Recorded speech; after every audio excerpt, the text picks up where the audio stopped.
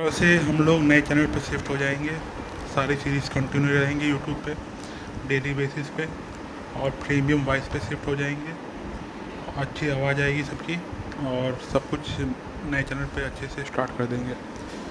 ये इसके बाद के एपिसोड वहाँ पर अवेलेबल करेंगे, और लिंक आपको कम्युनिटी पोस्ट में मैं दे दूँगा, वहाँ से आप लोग ज्वाइन कर जाइएगा। कल आप अगर ना मिले आपको एपिसोड यहाँ पर, तो आपको कम्युनिटी टैब में जाना है, वहाँ से आपको सारे एपिसोड का मैं लिंक प्रोवाइडेड होंगे। इसमें बहुत सारे कन्फ्यूज़न एपिसोड थे और इंग्लिश बहुत ज़्यादा यूज़ हुई है, तो बट इसलिए मैं इसको 2 घंटे का एक डाल रहा हूँ। अपने हिसाब से कट पीस करके आप लोग देख लेना, कट करके या कुछ भी करके आगे का एपिसोड आपको प्रॉपर मिल जाएंगे। और कल आपको नए चैनल पर कंटिन्यू करेंगे और अच्छी आवाज़ होगी और ऐसी मिस्टेक्स नहीं होंगी इसमें। धीरज हकलाते हुए बोला, मैं एल्डर, सच कहूं तो वो सारी चीजें मुझसे गलती से खो गईं। वो बहुत देर तक अटकता रहा, फिर बड़ी मुश्किल से यह बेहद कमजोर बहाना बना पाया। उसके पास कोई दूसरा कारण था ही नहीं, इसलिए उसने यही कह दिया कि चीजें खो गईं। उसकी बात खत्म होते ही आसपास मौजूद सभी लोग हंस पड़े। कोई भी उस पर विश्वास नहीं कर रहा था, यहाँ तक कि दर्शक भी नहीं। रोनी ने सिर हिलाया, उसके चेहरे पर स्पष्ट असंतोष था। जो भी हो, तुमने रिंकी की जान बचाई है। अगर तुम बाकी चीजें नहीं देना चाहते तो रहने दो, लेकिन वो थंडरस्टोन मुझे वापस कर दो, बाकी को मैं तुम्हारा इनाम मान लूंगा। थंडरस्टोन? धीरज का चेहरा और भी बिगड़ गया। अगर उसके पास वह होता तो वह तुरंत दे देता, लेकिन उसके पास कुछ था ही नहीं। जब उसने फिर भी कुछ नहीं निकाला, तो इस बार रोनी सच में गुस्से में आ गया। यह मेरी आखिरी सीमा है, ज्यादा मत बढ़ो। फिर उसने नदीम की ओर देखा और कहा, क्या तुम्हारे फ्लोइंग लाइट स्वॉर्ड सेक्ट के डिसाइपल्स इतने लालची हो गए हैं? नदीम का चेहरा भी गंभीर हो गया। उसने सब कुछ अपनी आंखों से देखा था, और अब धीरज का इनकार करना उसे भी पसंद नहीं आया। तुम क्या कर रहे हो? जल्दी से चीजें वापस करो। धीरज लगभग रोने वाला हो गया। मैं सच में। नदीम ने ठंडे स्वर में कहा, क्या तुम हमें मूर्ख समझते हो?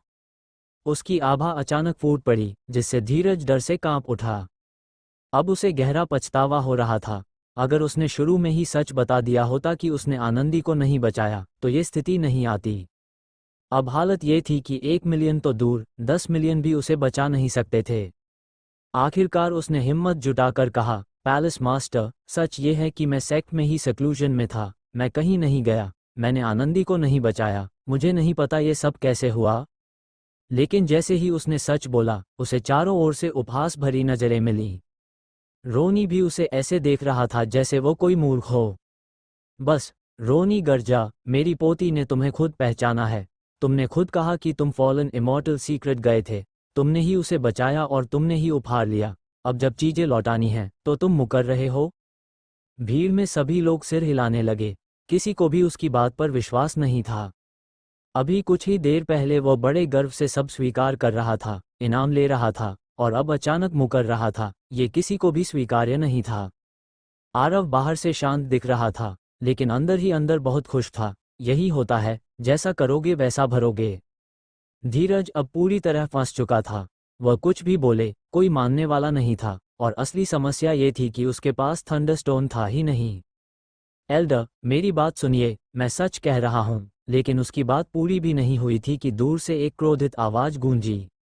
धीरज, तूने मेरे पोते को मारा है, उसकी जान वापस दे। सबने देखा, 2 बूढ़े आदमी तेजी से उनकी ओर आ रहे थे। एक लंबा पतला था, चेहरा गुस्से से भरा हुआ। वह यान रूहाई था, 7 फीन सेक्ट का ग्रैंड एल्डर। दूसरा था डेंग शैन, फॉल्कन सेक्ट का ग्रैंड एल्डर, जो 4 बड़े सेक्ट्स में से एक था। उनके आते ही माहौल और गंभीर हो गया। नदीम आगे बढ़ा और बोला, एल्डर्स, आपका स्वागत है। लेकिन यान रूहाई ने बिना औपचारिकता के कहा, स्वागत की जरूरत नहीं। आज फ्लोइंग लाइट स्वॉर्ड सेक्ट को मुझे जवाब देना होगा। नदीम ने पूछा, क्या बात है? यान रूहाई ने कुछ नहीं कहा, बल्कि एक रिकॉर्डिंग स्टोन निकाला और उसे सक्रिय किया। तुरंत एक दृश्य सामने उभरा। एक युवक मरने से पहले चिल्ला रहा था, ग्रैंपा, मुझे फ्लोइंग लाइट स्वॉर्ड सेक्ट के धीरज ने मारा है, बदला लेना। दृश्य छोटा था, लेकिन सबके चेहरे बदल गए। अब मामला गंभीर हो चुका था। ये हत्या का मामला था। नदीम का चेहरा सख्त हो गया। एल्डर यान, यह क्या है?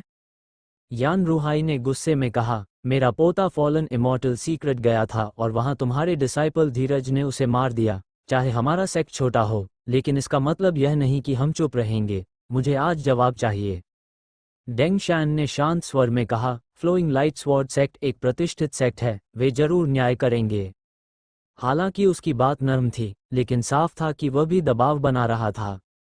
धीरज अब पूरी तरह स्तब्ध था। यह क्या हो रहा है? मैंने तो उसे कभी देखा भी नहीं। उसे लग रहा था जैसे वह सपना देख रहा है, लेकिन दर्द ने उसे बताया कि यह सब सच है। नदीम ने उसकी ओर देखा और सख्त स्वर में कहा, अब बताओ, यह क्या मामला है? धीरज पूरी तरह टूट चुका था। पैलेस मास्टर, मुझे कुछ नहीं पता। मैं फॉलन इमॉर्टल सीक्रेट गया ही नहीं। मैंने किसी को नहीं मारा। बेशर्म चोर। यान रूहाई और डैंग शैन के कुछ कहने से पहले ही उनके बगल में खड़े रोनी पूरी तरह भड़क उठे। अब उन्हें इस बात की भी परवाह नहीं रही कि सामने वाला उनकी पोती का तथाकथित रक्षक है। तुम पहले कह रहे थे कि सक्लूजन के दौरान तुम चोरी छिपे फॉलन इमॉर्टल सीक्रेट गए थे, लेकिन अभी कह रहे हो कि तुम कभी गए ही नहीं। फिर कहते हो कि मेरी पोती को बचाना सिर्फ एक संयोग था। अब किसी को मार दिया है और फिर कह रहे हो कि वहां गए ही नहीं। आखिर कब तक झूठ बोलते रहोगे? धीरज इस समय पूरी तरह टूट चुका था। उसके चेहरे पर कड़वाहट और बेबसी साफ दिख रही थी। वह तो बस चुपचाप सेक्ट में रह रहा था, फिर अचानक इतनी बड़ी बड़ी मुसीबतें उसके सिर पर कैसे टूट पड़ी, उसे खुद समझ नहीं आ रहा था। चारों ओर से लोग उसे नफरत भरी नजरों से देख रहे थे। सबको यही लग रहा था कि उसने काम तो किया, लेकिन अब डर के मारे मानने से इनकार कर रहा है। वनराज ने भारी मन से सिर हिलाया। उसने सोचा था कि यह डिसाइपल तीसरे शिखर का नाम रोशन करेगा, लेकिन अब वही सबसे बड़ा अपमान बन गया था। एक पीक मास्टर होने के नाते उसे भी शर्म महसूस हो रही थी। तभी दूर से एक और आवाज गूंजी, फ्लोइंग लाइट स्वॉर्ड सेक्ट, मैं आज हिसाब लेने आया हूं। सभी ने देखा, एक और बूढ़ा व्यक्ति सामने आ खड़ा हुआ। ये था वैंगफू जिंग, ड्रैगन सेक्ट का ग्रैंड एल्डर। भीड़ में फिर से हलचल मच गई। आज तो मानो पूरा इमॉर्टल वर्ल्ड यहीं इकट्ठा हो गया था। Glazed immortal sect, Falcon sect और अब ड्रैगन सेक्ट भी आ गया। नदीम आगे बढ़ा और बोला, एल्डर एनजीएफयू, आपका स्वागत है। क्षमा करें, उचित स्वागत नहीं कर पाए। हुआंगफू जिंग का चेहरा कठोर था। औपचारिकताओं की जरूरत नहीं, मैं यहाँ तुम्हारे डिसाइपल धीरज के बारे में जवाब लेने आया हूँ। ये सुनते ही भीड़ फिर से गूंज उठी, फिर से धीरज। आज पूरे सेक्ट में वही सबसे चर्चित व्यक्ति बन गया था। हर कोई उसी के पीछे पड़ा था। वनराज ने गुस्से में दांत पीसते हुए कहा, नालायक, आखिर बाहर जाकर क्या क्या कर आया है? लेकिन धीरज खुद ही नहीं समझ पा रहा था कि क्या हो रहा है। उसने तो कुछ किया ही नहीं, फिर ये सब आरोप क्यों लग रहे हैं? नदीम ने गंभीर स्वर में पूछा, क्या बात है? वैंगफू जिंग ने कहा, कुछ दिन पहले फॉलन इमॉर्टल सीक्रेट में तुम्हारे इस डिसाइपल ने मेरे सेक्ट के अभिरित से इमॉर्टल अर्ब को लेकर झगड़ा किया और उसका हाथ काट दिया। ये सुनकर नदीम का चेहरा और भी सख्त हो गया। पहले हत्या, अब किसी का हाथ काटना, ये सब बहुत गंभीर था, खासकर जब सामने वाले बड़े सेक्ट्स के कोर डिसाइपल्स हों। उसने गुस्से में धीरज की ओर देखा, ये सब क्या है? तुमने उसका हाथ क्यों काटा? धीरज लगभग रो पड़ा, मैंने कुछ नहीं किया, मैं तो गया ही नहीं। आरव एक और खड़ा था, चेहरे पर शांति, लेकिन अंदर से हंसी रोकना मुश्किल हो रहा था। असल में उसने ही धीरज का रूप धारण कर ये सब किया था, ताकि अपनी पहचान छुपा सके, लेकिन अब हालात इतने बिगड़ गए थे कि सब एक साथ फट पड़े। सबसे बड़ी समस्या ये थी कि धीरज की ताकत इतनी थी ही नहीं कि वह ये सब कर सके, लेकिन गवाहों और परिस्थितियों के कारण सब उसी पर विश्वास कर रहे थे। और सबसे बड़ा जाल उसने खुद ही बुना था, आनंदी को बचाने का झूठ बोलकर। अब पीछे हटने का कोई रास्ता नहीं था। धीरज घुटनों के बल गिर गया। पैलेस मास्टर, मैं सच कह रहा हूँ, मैं वहां गया ही नहीं। लेकिन नदीम को अब उस पर जरा भी भरोसा नहीं था। अब भी झूठ बोल रहा है। पहले मेरा ग्राउट वापस करो। उसने झटके से धीरज का स्टोरेज रिंग खींच लिया और डिवाइन सेंस से देखा, अंदर कुछ भी नहीं था। उसे लगा कि धीरज ने पहले ही सब छिपा दिया है।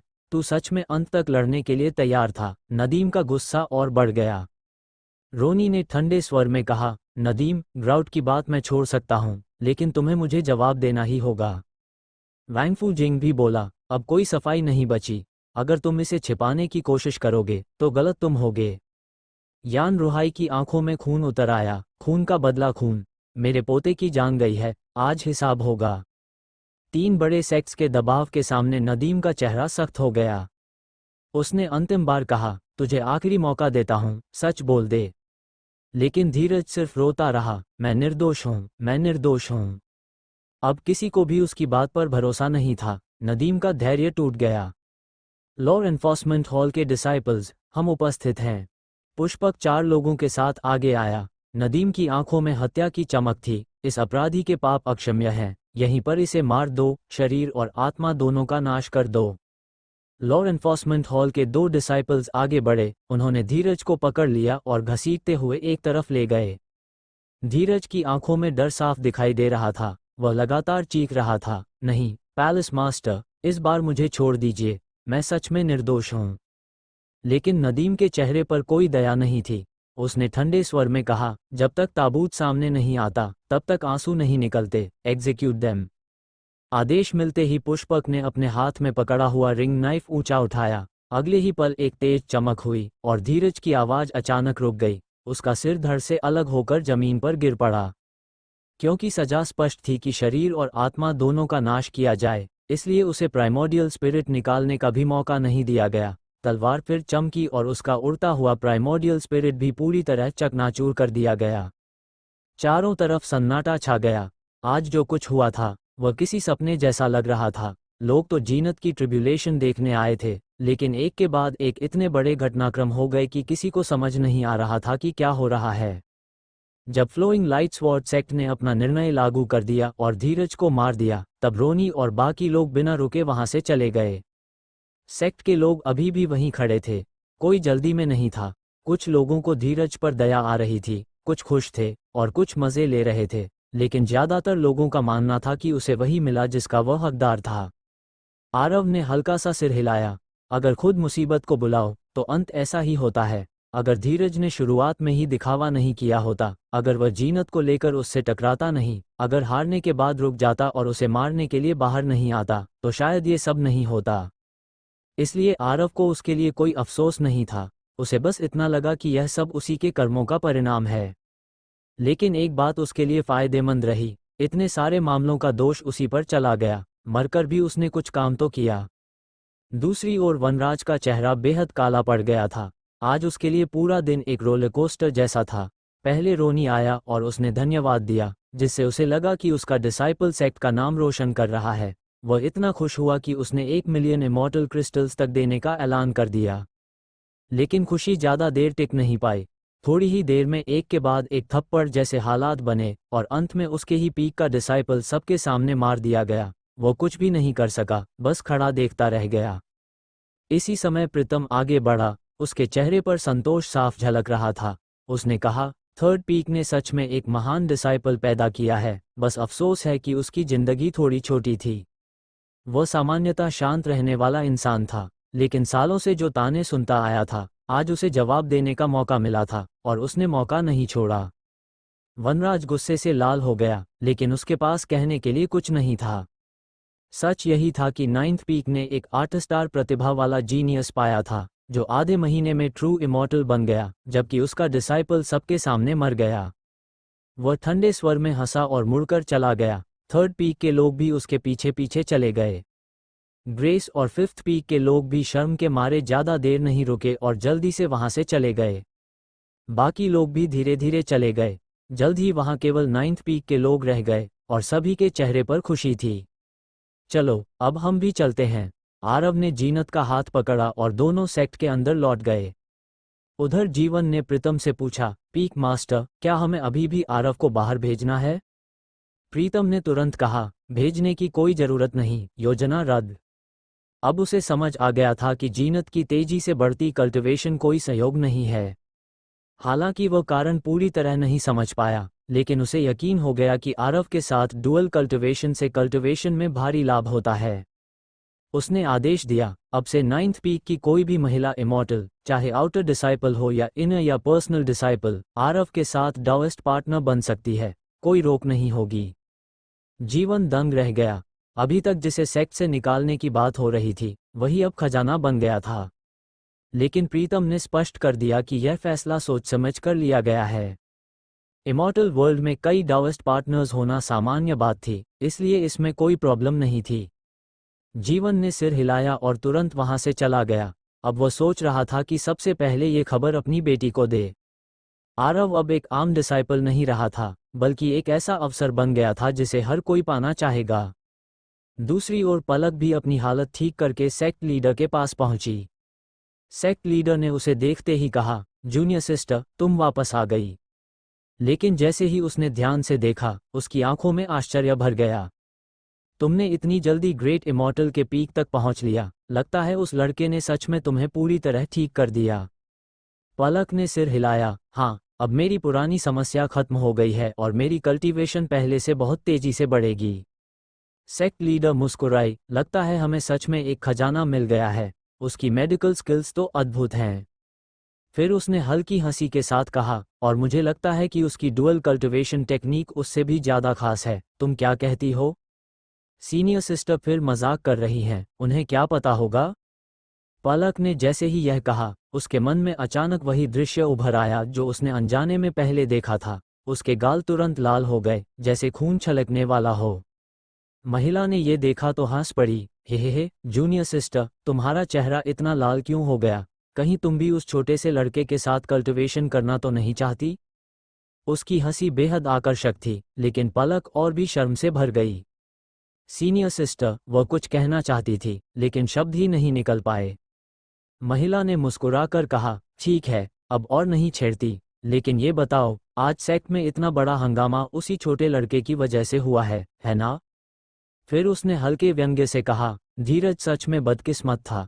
कभी सेक्ट से बाहर गया ही नहीं, फिर भी 3 बड़े सेक्ट्स को नाराज कर दिया और आखिर में अपनी जान गंवा बैठा। वह लड़का वाकई चालाक है, दूसरों को इस्तेमाल करना अच्छी तरह जानता है। पलक चौंक गई, सीनियर सिस्टर सच में बहुत बुद्धिमान है। वह जानती थी कि उसकी सीनियर सिस्टर बहुत तेज है, लेकिन ये देखकर वह भी हैरान रह गई कि बिना कहीं गए, सिर्फ बैठकर ही उसने पूरी घटना का अंदाज़ा लगा लिया। महिला ने कहा, असल में बात बहुत सीधी है। साफ दिख रहा है कि धीरज की जगह किसी और ने काम किया, और ऐसा करने वाला वही छोटा लड़का हो सकता है। नदीम और बाकी लोग इसलिए नहीं समझ पाए क्योंकि उनकी नज़र में वो बस एक बेकार डिसाइपल है। उसने हल्की हंसी के साथ कहा, धीरज सच में बदनसीब था, ऐसे खतरनाक इंसान से टकरा गया। पलक का चेहरा ठंडा हो गया, उसने खुद मुसीबत मोल ली। लालची था, खुद को बहुत चालाक समझता था, अपने ही सेक्ट के लोगों को मारने की सोचता था। अगर उसने शुरुआत में ही सच बोल दिया होता तो उसका सिर नहीं जाता। ऐसे इंसान की मौत पर कोई अफसोस नहीं होना चाहिए। महिला मुस्कुराई, लगता है तुम उस लड़के का पक्ष ले रही हो। Beauty is in the I of the beholder. जिसे पसंद करो वह सही लगता है, जिसे नहीं वह गलत। पलक ने शांत स्वर में कहा, मैं सिर्फ सच कह रही हूँ। आरव अगर एक ड्रैगन है तो धीरज एक कीड़ा भी नहीं है, दोनों की तुलना ही नहीं हो सकती। महिला ने हंसते हुए कहा, देखा, मैंने क्या कहा था। अच्छा, क्यों ना मैं तुम्हारी मैचमेकिंग कर दूं? अगर तुम उसके साथ डुअल कल्टीवेशन करो तो शायद जल्दी ही मुझसे भी आगे निकल जाओ। पलक का चेहरा फिर लाल हो गया, सीनियर सिस्टर, आप फिर से, ये कैसे संभव है? मैं सेक्ट की एल्डर हूँ और वह एक साधारण डिसाइपल। महिला ने धीरे से कहा, इसमें क्या असंभव है? कौन कहता है कि डिसाइपल एल्डर नहीं बन सकता? अगर वह आगे चलकर एल्डर बन जाए तो तुम दोनों का मेल बिल्कुल सही होगा। ये सुनकर पलक कुछ पल के लिए चुप हो गई। उसके मन में सच में यह विचार आया, अगर ऐसा हो जाए तो। लेकिन अगले ही पल उसने खुद को डांटा और इस विचार को तुरंत दबा दिया। वो जल्दी से विषय बदलते हुए बोली, सीनियर सिस्टर, मुझे एक जरूरी बात कहनी है। क्या? पलक ने गंभीर होकर कहा, आपने पहले जिस 10,000 साल में एक बार आने वाले जीनियस की बात कही थी, वह जीनत नहीं है, नहीं कोई 9 स्टार प्रतिभा वाला। वो बहुत संभव है कि आरव ही हो। महिला की भौहें उठी, क्यों? पलक ने सिर हिलाया, मैंने उससे वादा किया है कि उसका रहस्य किसी को नहीं बताऊंगी, इसलिए अभी नहीं बता सकती। महिला मुस्कुराई, अरे, अभी से मुझसे बातें छुपाने लगी। ठीक है, नहीं बताना चाहती तो मत बताओ, वैसे भी वह अब हमारा ही है, भाग नहीं सकता। पलक ने तुरंत कहा, सीनियर सिस्टर, एक अनुरोध है, पर्सनल डिसाइपल की सिलेक्शन को कुछ समय के लिए टाल दीजिए। महिला ने कहा, यह तारीख बहुत पहले तय हुई थी, अब बदलना ठीक नहीं। पलक ने आग्रह किया, आरव की प्रतिभा अद्भुत है, केवल आप ही उसके योग्य गुरु हैं। वह भी नया है, लेकिन अगर उसे थोड़ा समय मिले तो वह जरूर सबको पीछे छोड़ देगा। सीनियर सिस्टर, बस थोड़ी देर के लिए टाल दीजिए, कृपया। महिला हंस पड़ी। मेरी याद में ये पहली बार है कि मेरी छोटी बहन मुझसे कुछ मांग रही है। ठीक है, मैं तुम्हारे लिए तारीख 3 महीने बाद कर देती हूँ। धन्यवाद, सीनियर सिस्टर। पलक ने तुरंत आभार व्यक्त किया। 3 महीने इमॉर्टल्स के लिए ज्यादा नहीं थे, लेकिन उसके लिए ये काफी था। उसे आरव पर पूरा भरोसा था। महिला ने फिर मुस्कुराकर कहा, लेकिन एक बात सोचो, अगर वह मेरा डिसाइपल बन गया तो तुम उसकी सीनियर सिस्टर बन जाओगी। तुम्हें ये रिश्ता पसंद है? पलक फिर शर्म से लाल हो गई और तुरंत वहां से भाग गई। उधर आरव और जीनत सेक्ट लौट आए। रात गहरी हो चुकी थी। अपने कमरे में पहुंचकर आरव ने कई प्रोटेक्टिव बैरियर्स लगा दिए और फिर अपने खजाने की जांच शुरू की। इस बार फॉलन इमॉर्टल सीक्रेट की यात्रा से उसे बहुत कुछ मिला था। कल्टिवेशन में बढ़ोतरी, थंडर गॉड की इनहेरिटेंस और 3 स्टोरेज रिंग्स। उसने डिवाइन सेंस से जांच की और खुशी से झूम उठा। सारा, शस्त्री नगर और लोकेश, तीनों के पास मिलाकर करोड़ों लो ग्रेड इमॉर्टल क्रिस्टल्स थे। मैं अमीर हो गया, सच में अमीर, वह धीरे धीरे हंसने लगा। लेकिन असली खुशी उसे तब हुई जब उसने रिफाइनिंग मटेरियल्स देखे। थंडर कंट्रोल इमॉर्टल सेक्ट के होने के कारण उनके पास ज्यादातर लाइटनिंग अट्रीब्यूट के मटेरियल्स थे, जो उसके लिए खजाने से कम नहीं थे। उसका हेवनली थंडर पर्ल अभी इमॉर्टल रेल्म के हिसाब से कमजोर था, लेकिन अब उसके पास उसे अपग्रेड करने के लिए पर्याप्त सामग्री थी। अब उसके पास सिर्फ ताकत ही नहीं, बल्कि भविष्य को और भी मजबूत बनाने का पूरा साधन था। अब सब कुछ तैयार था, इसलिए आरव ने एक पल भी इंतजार नहीं किया और तुरंत रिफाइनिंग शुरू कर दी। उसे अब किसी बात का डर नहीं था। पलक उसके लगभग सभी रहस्यों को जानती थी, इसलिए उससे छिपाने की जरूरत नहीं थी। बाकी लोगों के लिए वह सिर्फ एक साधारण नॉमिनल डिसाइपल था, जिस पर कोई ध्यान ही नहीं देता। इसके अलावा उसकी फॉर्मेशंस पर पकड़ इतनी मजबूत थी कि ग्रेट इमॉर्टल से नीचे कोई भी उसकी लगाई हुई रिस्ट्रिक्शंस को तोड़ नहीं सकता था। उसने फर्नेस निकाला और नेदरवर्ल्ड को फ्लेम प्रज्वलित की। फिर कलाई घुमाते ही उसकी हथेली में एक गहरा नीला पत्थर प्रकट हुआ। पत्थर आकार में बड़ा नहीं था, बस हंस के अंडे जितना, लेकिन उसके भीतर अपार लाइटनिंग पावर भरी हुई थी। ये थंडर क्रिस्टल स्टोन था, एक बेहद दुर्लभ खजाना और हेवनली थंडर पर्ल को अपग्रेड करने के लिए सबसे जरूरी सामग्री। उसने उसे फर्नेस में डाल दिया। समय के साथ वह धीरे धीरे पिघलने लगा और भीतर बिजली की ऊर्जा उफनने लगी। इसके बाद उसने दूसरा खजाना निकाला, ड्रैगन सोल स्टोन, जिसमें ड्रैगन सोल की शक्ति का अंश था। एक एक करके उसने कई रेयर मटेरियल्स फर्नेस में डाले और अंत में हेवनली थंडर पर्ल को भी डालकर दोबारा रिफाइन करना शुरू किया। करीब 1 घंटे बाद कमरे में गरजती हुई आवाज गूंजी। फर्नेस से एक गहरा नीला मोती धीरे धीरे ऊपर उठा, जिससे अपार दबाव फैल रहा था। आखिरकार सफलता मिल गई। आरव ने लंबी सांस ली और माथे का पसीना पोंछा। लाइटनिंग अट्रीब्यूट के मैजिक वेपन्स बनाना बेहद कठिन होता है। एक साथ लाइटनिंग को कंट्रोल करना और वेपन को फॉर्ज करना बहुत कठिन काम था, और इस प्रक्रिया में उसकी मानसिक ऊर्जा का भारी खर्च हुआ। लेकिन मेहनत रंग लाई। अब हेवनली थंडर पर्ल एक लो ग्रेड इमॉर्टल आर्टिफैक्ट बन चुका था। बाहर से साधारण दिखने वाला यह मोती भीतर अनंत बिजली की शक्ति समेटे हुए था। उसने संतोष से सिर हिलाया और उसे रख दिया। इसके बाद उसने आसाराम का शटल शेप्ड मैजिक वेपन निकाला। ये पहले से लो ग्रेड इमॉर्टल आर्टिफैक्ट था, लेकिन उसे खुद के उपयोग के लिए रिफाइन करना जरूरी था। उसने उसे फर्नेस में डालकर पूरी तरह तोड़ दिया और उसे दर्जनों रिफाइंड मटेरियल्स में बदल दिया। फिर उसने 9 हेवंस निकाला और उन मटेरियल्स का उपयोग करके उसे अपग्रेड करना शुरू किया। कुछ समय बाद 9 हेवंस फिर से प्रकट हुआ, लेकिन अब उसमें गुणात्मक बदलाव आ चुका था। अब वो एक फ्लाइंग स्पिरिचुअल आर्टिफैक्ट नहीं, बल्कि low grade flying immortal artefact बन चुका था। दोनों के बीच का अंतर बहुत बड़ा था। इसकी स्पीड पहले से सैकड़ों गुना ज्यादा हो चुकी थी। आरव बेहद संतुष्ट था। अब उसके पास एक और मजबूत एस्केप मेथड था। सेलेस्टियल इमॉर्टल से नीचे कोई भी उसे पकड़ नहीं सकता था। इसके बाद उसने ड्रैगन ब्लेड निकाला, उसे कुछ पल देखा, फिर वापस रख दिया। यह उसका पहला हथियार था, जिससे उसका भावनात्मक लगाव था। अभी उसे अपग्रेड करने के लिए सही मटेरियल्स नहीं थे, इसलिए उसने उसे बाद के लिए छोड़ दिया। सब कुछ खत्म करने के बाद उसने कमरे की रिस्ट्रिक्शंस हटा दी और आराम करने चला गया। अगली सुबह आरव को हल्का सा एहसास हुआ कि कमरे में कोई मौजूद है। शुरू में उसने सोचा कि जीनत होगी और वह हाथ बढ़ाने ही वाला था कि अचानक एक ठंडी आभा ने उसे पूरी तरह जगा दिया। वो चौंक कर उठ बैठा और देखा, उसके सामने एक सफ़ेद कपड़ों में महिला खड़ी थी। आरव कुछ पल के लिए स्तब्ध रह गया। उसकी फिजिकल स्ट्रेंथ बेहद मजबूत थी, लेकिन अभी सुबह का समय था और वह पूरी तरह ढका हुआ नहीं था, जिससे स्थिति थोड़ी असहज हो गई। वो तुरंत उठ बैठा और अपने आप को संभालते हुए बोला, तुम कौन हो, क्या काम है? फिर उसने उस महिला को ध्यान से देखा। वह बेहद सुंदर थी, बिल्कुल फ्लॉलेस सुंदरता। उसकी त्वचा जैड जैसी स्मूथ, चेहरा अत्यंत आकर्षक और शरीर पूर्ण संतुलन में था। लेकिन उसकी सबसे खास बात उसकी ठंडक थी। उसके पूरे शरीर से एक बर्फ जैसी ठंडी आभा निकल रही थी, जैसे वह इंसान नहीं बल्कि बर्फ की मूर्ति हो। उसकी आंखों में भी कोई भावना नहीं थी, बस ठंडापन। आरव ने उसे पहले कभी नहीं देखा था, लेकिन वह समझ गया कि उसकी कल्टिवेशन बेहद ऊंची है। वह रूबी के पीक पर थी। उसने सावधानी से बात की, तुम्हें मुझसे क्या चाहिए? कुछ पल चुप्पी रही, फिर महिला ने कहा, क्या तुम आरव हो? उसकी आवाज़ भी उतनी ही ठंडी थी जितनी उसकी उपस्थिति। हाँ। अच्छा, आज से तुम मेरे कल्टिवेशन पार्टनर बनोगे। ये सुनकर आरव पूरी तरह चौंक गया। उसने सोचा भी नहीं था कि बात सीधे यहाँ तक पहुँच जाएगी। वो कुछ समझ नहीं पा रहा था, न वो उसे जानता था, न ही कोई संबंध था। फिर यह अचानक प्रस्ताव क्यों? उसने संभल कर कहा, फेरी, हम एक दूसरे को जानते भी नहीं, ये थोड़ा जल्दबाजी नहीं है?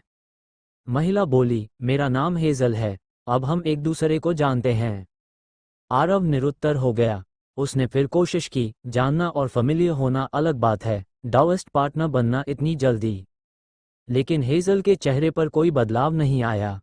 तुम आदमी लोग सिर्फ बाहरी रूप देखते हो, क्या तुम्हें लगता है कि मैं पर्याप्त नहीं हूँ? आरव पूरी तरह असहज हो गया। वह बोला, नहीं, ऐसा नहीं है, तुम बताओ, तुम्हें असल में क्या चाहिए? मैं तुम्हारे साथ कल्टिवेशन करना चाहती हूँ। उसकी आवाज़ बिल्कुल शांत थी, जैसे यह कोई सामान्य बात हो। आरव अंदर से हिल गया। उसे समझ नहीं आ रहा था, ये बर्फ जैसी ठंडी महिला आखिर उसके पास क्यों आई है, लेकिन एक बात साफ थी, वह मजाक नहीं कर रही थी। माफ़ कीजिए, मैं सच में आपकी मदद नहीं कर सकता। मैं आपका डाउएस्ट पार्टनर नहीं बन सकता, और न ही हम साथ में कल्टिवेट कर सकते हैं। आरव जैसे ही होश में आया, उसने तुरंत हाथ हिलाते हुए मना कर दिया। यह महिला भले ही अत्यंत सुंदर थी, जीनत से किसी भी तरह कम नहीं थी, लेकिन वह सिद्धांतों वाला इंसान था। वह किसी स्ट्रेंजर के साथ यूं ही डुअल कल्टिवेशन कैसे कर सकता था? हेजल के चेहरे पर पहली बार भाव बदले, और वह भी गहरी तिरस्कार की भावना के साथ। पाखंडी आदमी, मुझे पता है तुम जैसे आदमी क्या चाहते हो। चूंकि तुम्हें मेरा रूप पसंद है, तो इसे एक सौदा समझ लो। तुम्हें कोई जिम्मेदारी नहीं लेनी है, बस मेरी कल्टिवेशन बढ़ाने में मदद करो। इतना कहकर उसने अपने वस्त्र ढीले करने शुरू कर दिए, मानो ये कोई सामान्य बात हो। आरव घबरा गया। रुको रुको, इतनी जल्दी मत करो, पहले मेरी बात तो सुनो। वह जल्दी से आगे बढ़ा, लेकिन उसे छूने की हिम्मत नहीं हुई। फेरी लुओ, आपने कुछ गलत समझ लिया है। उसने गंभीरता से समझाया, मैं अभी अभी लोअर रेल्म से आया हूँ, अभी तो अपनी ट्रू एसेंस भी पूरी तरह कन्वर्ट नहीं कर पाया हूँ। मैं तो सिर्फ एक नॉमिनल डिसाइपल हूँ। मैं आपकी कल्टिवेशन कैसे बढ़ा सकता हूँ? हेजल ने ठंडे स्वर में कहा, झूठ मत बोलो। अगर ऐसा नहीं होता, तो फंग नाम की वह लड़की आधे महीने में ट्रू इमॉर्टल कैसे बन गई? अब पूरे सेक्ट को पता है कि तुम्हारे साथ कल्टिवेट करने से कल्टिवेशन तेजी से बढ़ती है। आरव पूरी तरह स्तब्ध रह गया। उसे समझ ही नहीं आया कि इतनी जल्दी यह बात पूरे सेक्ट में कैसे फैल गई। जब उसने देखा कि हेजल फिर से कपड़े उतारने जा रही है, तो उसने फिर रोक लिया। फेरी लुओ, आप सच में गलत समझ रही हैं, मैं आपकी मदद नहीं कर सकता। उसकी आवाज़ में घबराहट साफ थी, लेकिन वह सच बोल रहा था। जीनत की मदद इसलिए हो पाई क्योंकि वह खुद पर्याप्त मजबूत था और उसकी एनर्जी उसे प्रभावित कर रही थी, लेकिन ये बात वह अभी समझा नहीं सकता था। उसकी सबसे बड़ी चिंता ये थी कि सामने वाली महिला पूरी तरह आश्वस्त थी, और अगर उसने जिद पकड़ ली तो मामला बिगड़ सकता था। हेजल ने भौहें सिकोड़ लीं, मैं खुद को तुम्हें सौंपने को तैयार हूँ, फिर भी तुम मना कर रहे हो? आरव ने धैर्य से कहा, पहली बात, आप बहुत सुंदर हैं, लेकिन आप मेरी टाइप नहीं हैं, और मेरी पहले से एक डाउएस्ट पार्टनर है।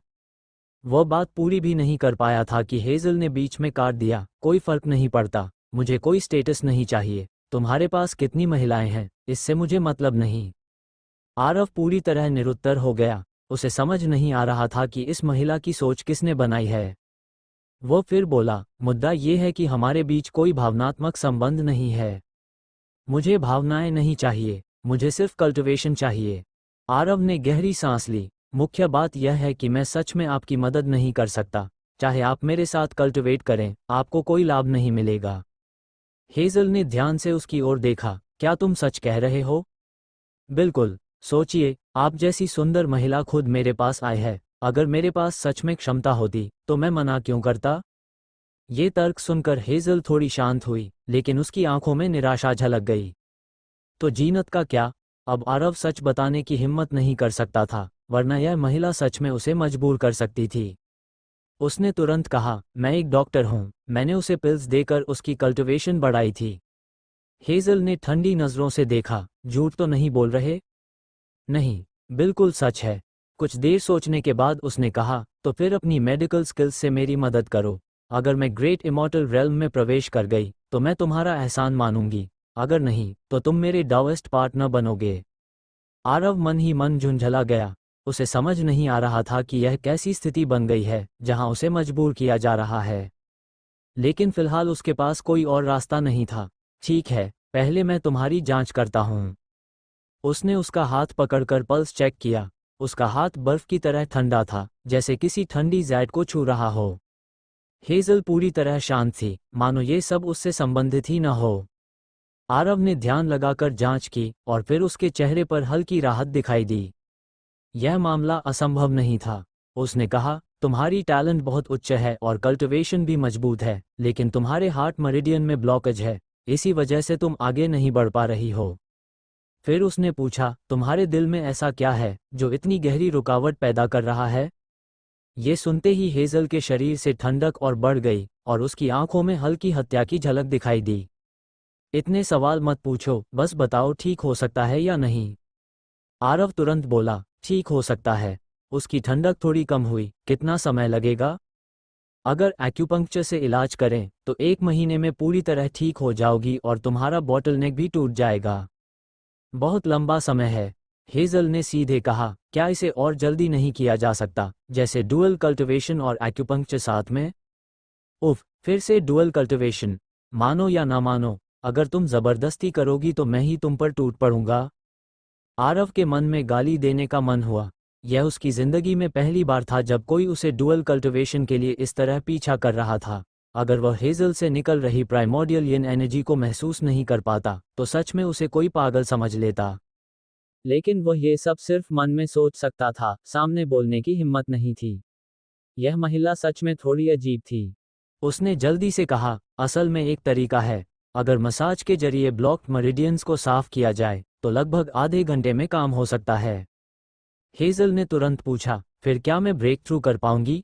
आरव ने सिर हिलाया, ये स्वाभाविक प्रोग्रेशन होगा और तुरंत असर दिखेगा। ठीक है, जल्दी शुरू करो। आरव थोड़ा झिझका, तुम्हारा हार्ट मेरिडियन ब्लॉक है, मसाज करना थोड़ा। उसकी नज़र अनजाने में उसके सीने की ओर चली गई, लेकिन हेजल ने बिल्कुल भावहीन स्वर में कहा, कोई फर्क नहीं पड़ता, शरीर तो बस शरीर है, जहां ज़रूरत हो करो। फिर उसकी आंखों में ठंडक चमकी, बस मेरा ब्रेक थ्रू हो जाना चाहिए, अगर नहीं हुआ तो तुम्हें मार दूंगी।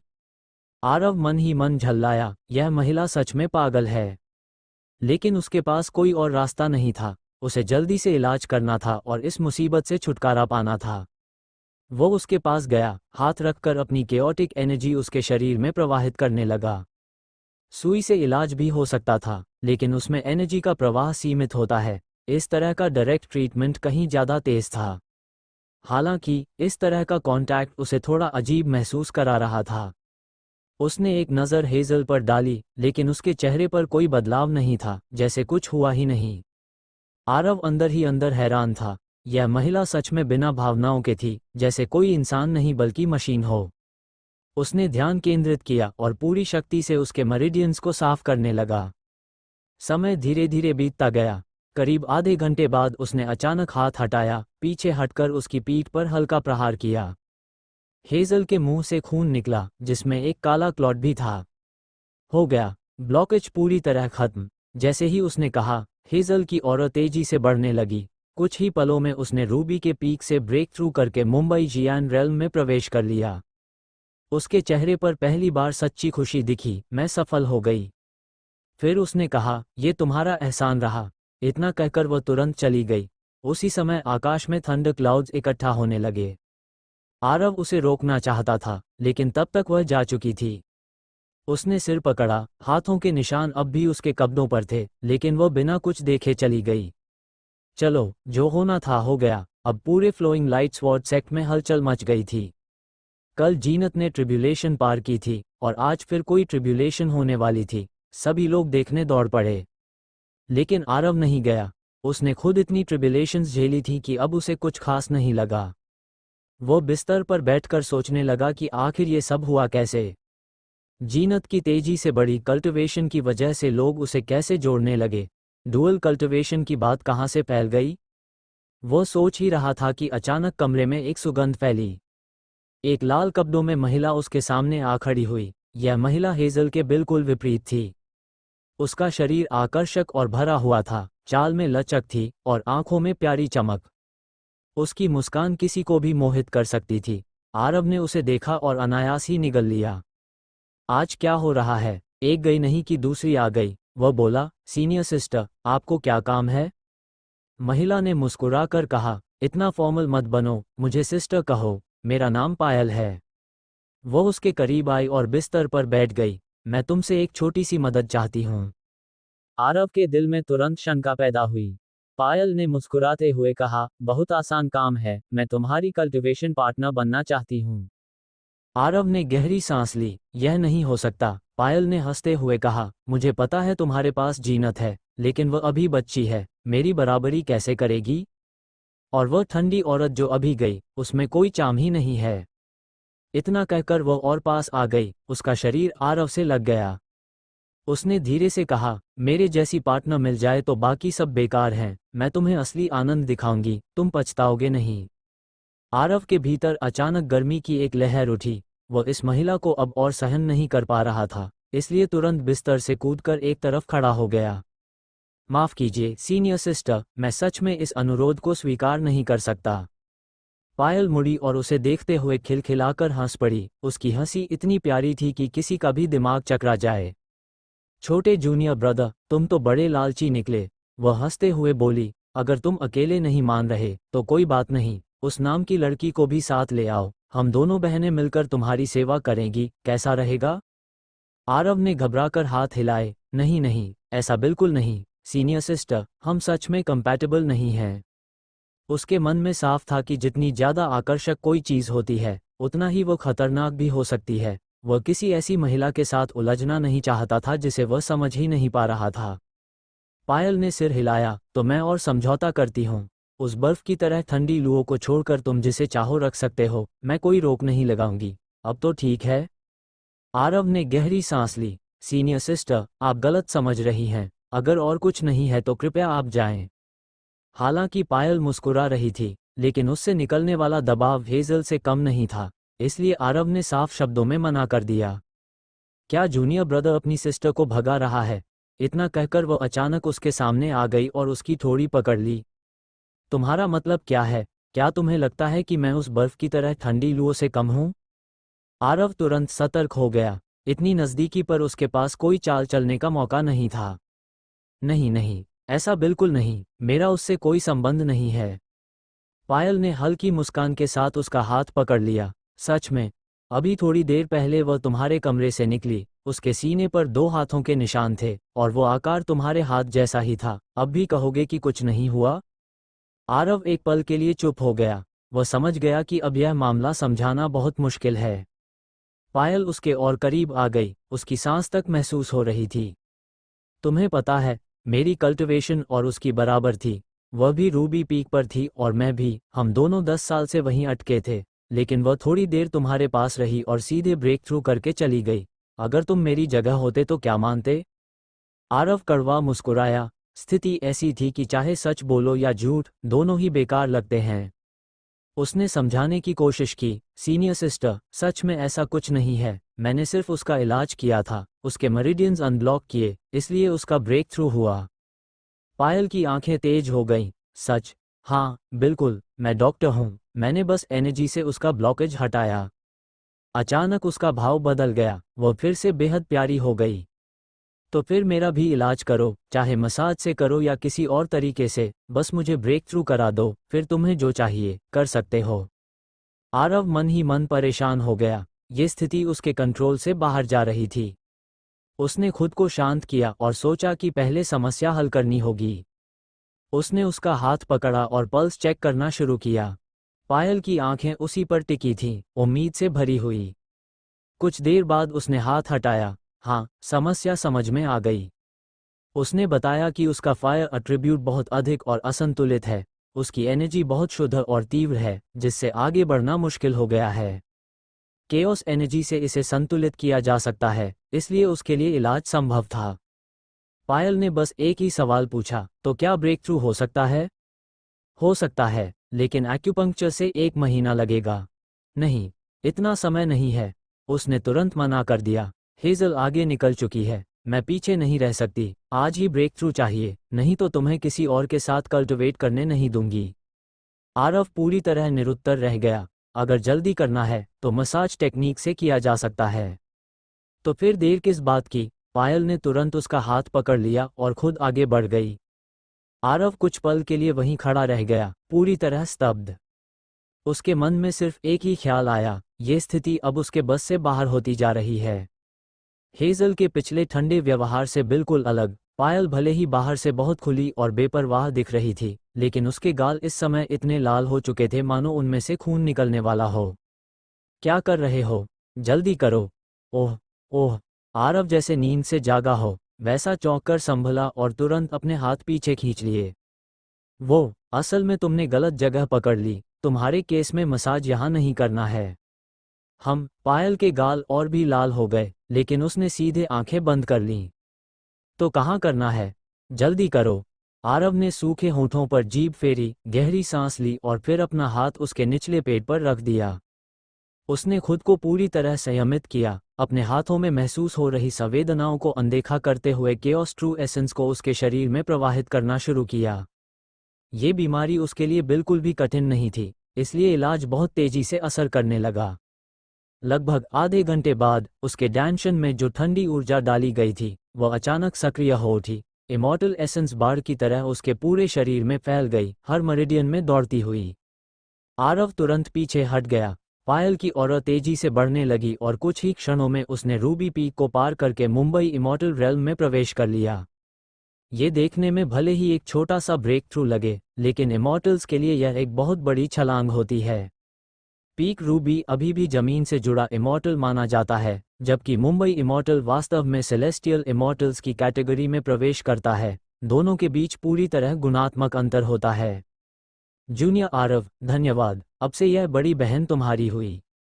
पायल खुशी से झूम उठी, उसने आरव की तरफ आंख मारी और तुरंत कमरे से बाहर निकल गई।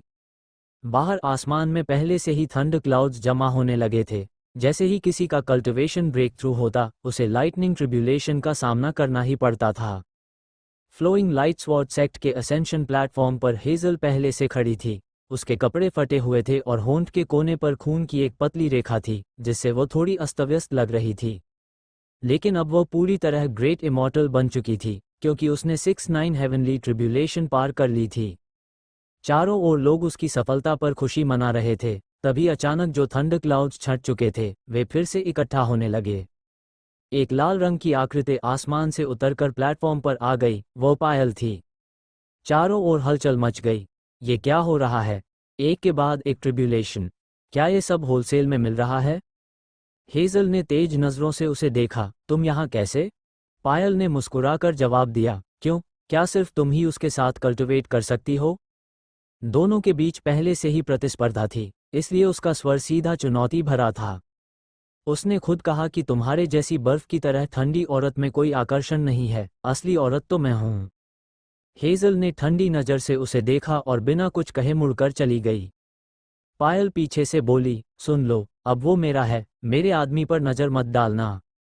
हेजल ने बस एक पल रुककर कदम बढ़ा दिए, लेकिन इस बातचीत ने आसपास खड़े लोगों में तूफान खड़ा कर दिया। ये क्या हो रहा है?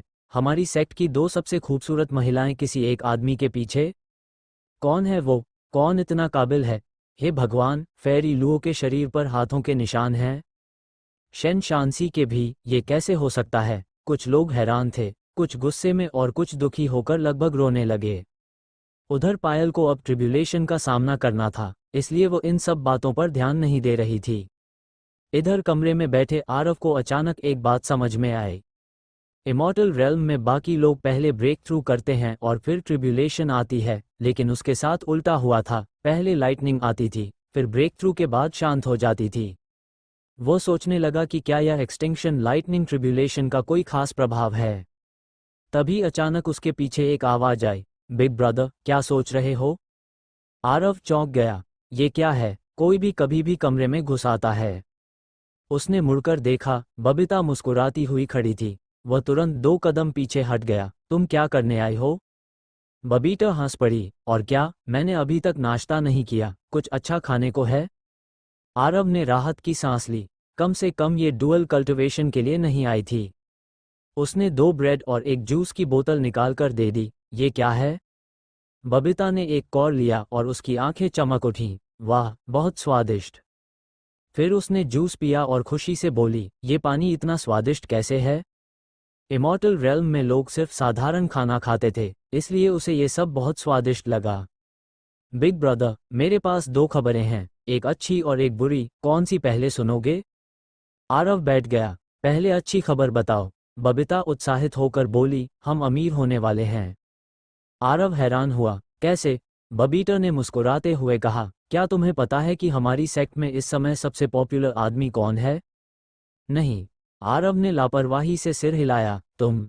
बबीता ने उत्साह से कहा, अब पूरी सेक्ट की लड़कियां तुम्हारे साथ डाउएस्ट पार्टनर बनना चाहती हैं। पूफ! आरव के मुंह से योगर्ट बाहर निकल गया। ये खबर सच में उसके लिए किसी बिजली के झटके से कम नहीं थी। तुम मजाक कर रही हो? बबीता ने उसका योगर्ट छीन लिया और पीते हुए बोली, मैं मजाक नहीं कर रही, ये सच है। आरव ने गंभीर होकर पूछा, आखिर हुआ क्या है? बबीता ने कहा, अब सबको पता चल गया है कि तुम्हारे साथ कल्टिवेट करने से कल्टिवेशन तेजी से बढ़ता है। जीनत ने सिर्फ आधे महीने में ट्रू इमॉर्टल इसलिए हासिल किया क्योंकि वो तुम्हारी पार्टनर है। ये किसने कहा?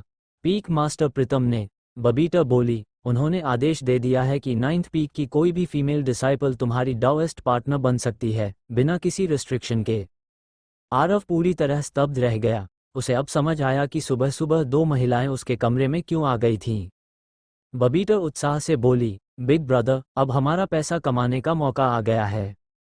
आरव अभी भी पूरी तरह उलझन में था। उसे समझ ही नहीं आ रहा था कि बबीता क्या कहना चाहती है। उसने अनजाने में पूछ लिया, अमीर होने का क्या मतलब है? पैसा कहाँ से आएगा? छोटी लड़की का चेहरा उत्साह से लाल हो गया था। उसने एक ही बार में योगर्ट खत्म कर दिया और बोली, इतना भी समझ में नहीं आता। हमारी सेक्ट में 15,000 फीमेल इमॉर्टल्स हैं। अगर उनमें से सिर्फ 1/3 भी तुम्हारे पास डुअल कल्टिवेशन के लिए आए, तो भी 5,000 तो बनते ही हैं। वह जोश में आगे बोली, एक इंसान से 1 lakh low grade immortal crystals लेना गलत तो नहीं है ना? तो 5,000 लोग मिलकर। वो अचानक रुक गई। इतनी बड़ी संख्या की गणना उसके बस की बात नहीं थी।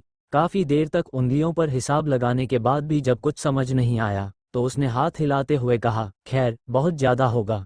इतना कि हम दोनों पूरी जिंदगी कल्टिवेट करें तब भी खत्म नहीं होगा। आरव के दिमाग में जैसे एक साथ हजारों घोड़े दौड़ पड़े।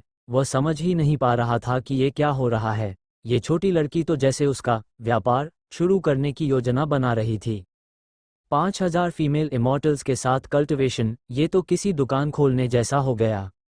उसने हंसते हुए और झुंझलाते हुए कहा, मान लो मैं ऐसा करता भी हूं, तो तुमको इससे क्या मिलेगा? मैं तुम्हें क्यों दूंगा? बबीता तुरंत बोली, मैं तुम्हारी मिडलमैन बन सकती हूं।